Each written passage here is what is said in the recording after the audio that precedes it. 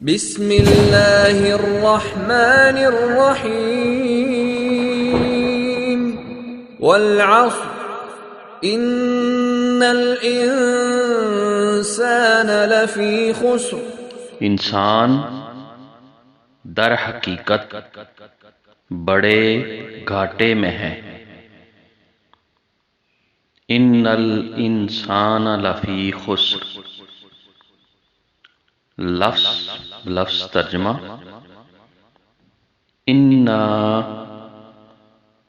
ان کا مطلب ہے بے شک اور یقیناً۔ ان کا مطلب بے شک اور یقیناً۔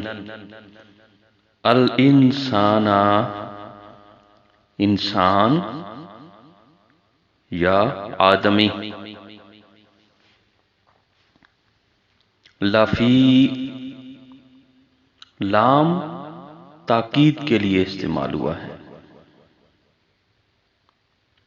فی کا مطلب ہے میں، مثال الطالب فی الفصل، اسٹوڈنٹ کلاس میں ہے۔ المصلی فی المسجد، نمازی مسجد میں ہے۔ لفی خسرن، خسرن سے مراد خسارہ ہے، گھاٹا ہے۔ اس آیت کریمہ کا مکمل ترجمہ یوں بنے گا: انسان در حقیقت بڑے گھاٹے میں ہے۔ جزاک اللہ خیر۔ عطا مانگتا ہوں الہی میں تجھ سے دعا